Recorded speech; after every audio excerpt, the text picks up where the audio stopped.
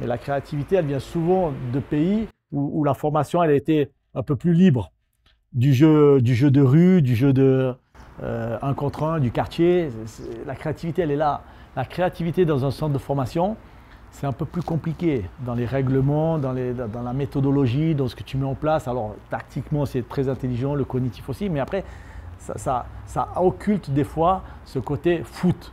Ce côté foot que tu as quand tu sors de la rue. Et quand tu sors de la rue, là, tu as cette palette. C'est la palette du foot.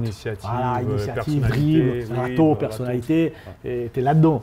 Par contre, quand tu es dans une formation, tu es très structuré. Et à un moment donné, ça inhibe un petit peu cette folie de foot. Cette folie de foot que quand tu fais du play more, là, quand on revient à ça, quand tu fais du 1 contre 1, 2 contre 2, là, t'es et c'est là que tu vois le bon footeur.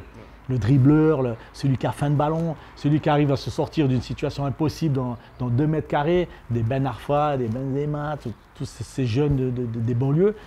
Voilà, ça, en Suisse, tu l'as par rapport, comme je te disais, à ces générations de Balkans qui sont arrivées, où on a eu une forte génération pendant les années 90-2000, des garçons qui ont amené beaucoup de techniques au jeu.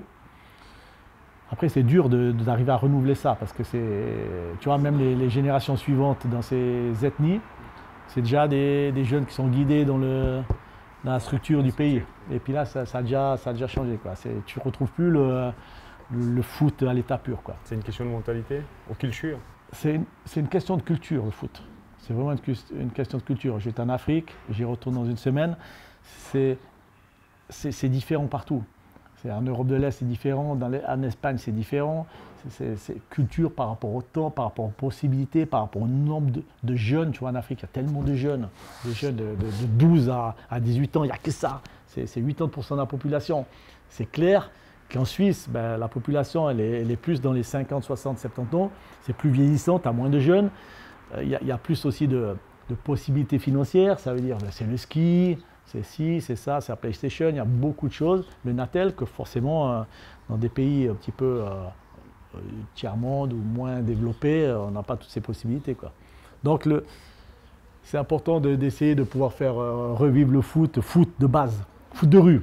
Le foot de rue, c'est la base du foot pour moi. Mais comment un club peut le créer? Alors, le club peut le créer en faisant, comme je le dis à mes éducateurs souvent, quand il ne fait pas beau là sur le terrain, d'aller à la plage, d'aller sur les gazons, puis de jouer, de faire des matchs, des 2 contre 2, des 3 contre 3, puis libre, laisser les gamins jouer, laisser les arbitrer, faire une fois par semaine ou une fois toutes les 2 semaines où tu fais un foot de rue, quoi. Tu les laisses centre de formation, pas centre de formation. À un moment donné, tu dois laisser la créativité. Puis après, dans les échanges avec les coachs, tu entends beaucoup trop de coachs dans les matchs, au bord des terrains, donne, passe, dribble. C'est bon, quoi. Ça, c'est le truc c'est le truc qui me rend fou, quoi. Parce que moi, je me rappelle à Marseille, tout le monde, il n'y avait pas un pouce dribble, hein. C'était tout le monde, c'était ce qu'il voulait, ça partait dans tous les sens. Il y avait des gars qui étaient surdoués. J'ai eu la chance d'être dans les mêmes volets que Eric et puis Joël Cantona au club là-bas.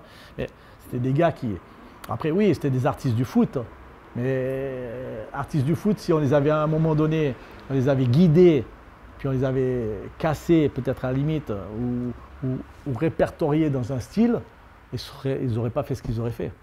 Ou des Tigana qui étaient aussi avec nous, le frère Tigana. Voilà, c'est des garçons qui avaient du foot et qu'il fallait laisser s'exprimer.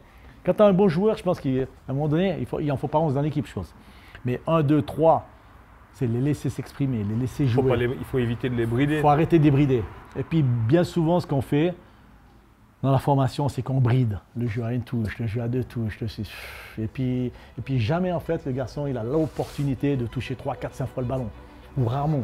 Ou alors dans un jeu libre. Mais le jeu libre, tu le laisses 10 minutes à la fin d'entraînement. Normalement, l'entraîneur, il ne doit rien dire. Mais des fois encore, même dans cette partie-là libre, tu entends encore le coach qui coach sur je ne sais pas trop quoi.